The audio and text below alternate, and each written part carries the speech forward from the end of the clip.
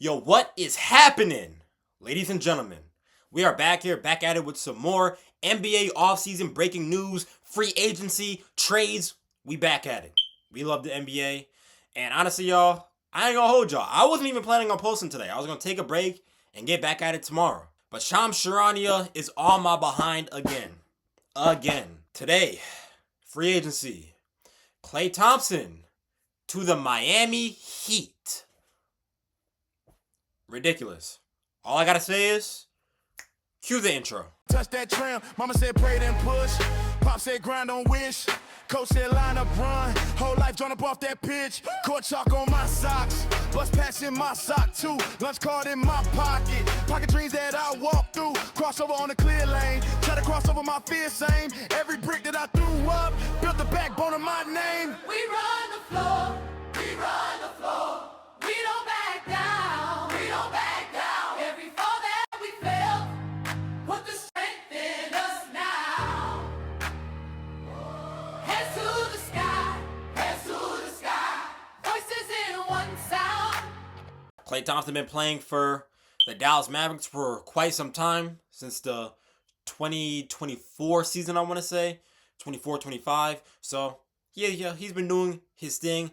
But he's been having a lot of slumps, not shooting the same, averaging way less points than he was in his prime. Because a lot of these unks in the NBA are washed. Klay Thompson is one of the washed guys, but he's not that bad. He's been averaging 11 points a game, shooting 39% from the field, and shooting 38% from three. I still think Klay Thompson still has a little bit left in his tank. He just has to stay more consistent, because he's not the most consistent shooter that you can have on your team, really. And this is obviously what the Miami Heat has been going for throughout the season. They were able to trade for Giannis, so Bam Adebayo and Giannis Antetokounmpo is going to be a great duo. And now we see the East again. The East again, who just got a lot tougher. And Miami Heat, they're one of those teams. Now, obviously, when the Miami Heat did trade for Giannis, what they did was they traded all of their bench. They traded their entire depth, so they didn't have any bench. They didn't have any shooting. They didn't have anything, really. So now, you bringing in Klay Thompson to hopefully fix that shooting stretch out, hopefully is a good idea. Because, yeah, like I said before, he's not the same Klay Thompson that's going to put up 60 points or shooting like he was with the prime 2017 Golden State Warriors. Like, that's potentially not going to happen again, depending on how consistent he is. So now the Miami Heat's best shooters right now is got to be, Klay Thompson's got to be up there for right now at least, because we don't really know if he's going to start just yet, because when he was with the Mavericks, he did start for 8 games, playing only 69 games, but half of the time he did only come off the bench. So is he fit to be a starter? We will see. But I like Klay Thompson, Bam Adebayo, and Giannis. That does not look that bad. I do like it.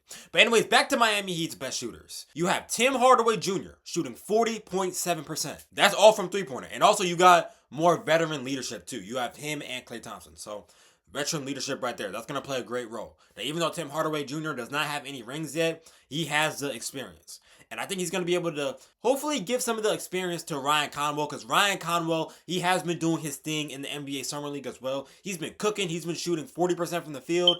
Not the best from three, only shooting 34%. But that's not that bad, though. So if Ryan Conwell can have a little bit of veteran leadership and playing with the guys who has the experience and who has the rings, Bam Adebayo, who's been to the finals twice in his career, then he's going to be able to clash in for you guys. Nikola Jovic is also another shooter, shooting 39% from deep, and I really do like those numbers. So now the Miami Heat, they do have some shooting right now.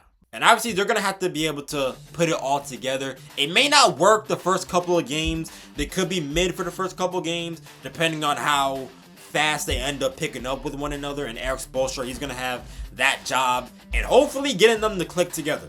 Because I said the same thing with Nick Nurse and the Philadelphia 76ers. If you can't get them to play together, and there's going to be ball denial, and they can't share the ball with each other, then you guys aren't going to be that good. But Klay Thompson to the Miami Heat. This is actually pretty good for Miami. Now, I really feel like Klay does have a lot in him. He could still have a bunch in him. Depending on if he's going to start or not, that's up to the Miami Heat organization to figure out. And coaching if they want to even start him or not. But Klay Thompson to the Heat has more shooting now, trying to get more depth, and also it's going to be a win-win situation. Are they going to use Klay Thompson for depth on the bench, or are they going to start him? It's a win-win situation. It doesn't matter. But I really do like this trade. Klay, Giannis, and Bam. Now Klay, he doesn't play the best defense in the world, but he's going to be there for the shooting. He has to stay. He's not the same Klay, but if they can use his presence and he can consistently score from deep and he can still do his thing, then the Miami Heat, they're going to be a great shooting team. They already got the defense. They already got the inside force. They already got pretty good. They just need some shooting. So Tim Hardaway Jr. and Klay Thompson, Nikola Jovic as well, Ryan Conwell, you guys got to make sure defensively you're doing your thing and make sure you get the ball in the donut. That's it. That's all y'all can do. Because Miami, they need the shooting. They need the offense. Not everything's going to be inside. Because if teams can realize that the Miami Heat can only score inside, they're going to start playing that 2-3 zone, and then they're not going to be able to get in the paint at all. They're just going to be looking at y'all like y'all nobodies. So if the Miami Heat can get that together, they're going to be an elite team in the East. For the Eastern Conference, y'all, the Eastern Conference, they've been doing their thing. They did their thing this offseason. Philly got better, Miami's better, Washington's better, the Knicks are better. The East is looking a little bit like the West a little bit. So it doesn't even matter. It doesn't even matter which conference wins. Usually it's the West Coast teams. But now, the East is proving a point right now. So, can the Miami Heat at least finish through the first 6 seeds? Comment down below, you guys. Comment down below if Klay Thompson can be a shadow of his prime. Comment all that down below. But anyways, y'all, that's all I gotta say. God loves you. Jesus is king. Peace out, everybody.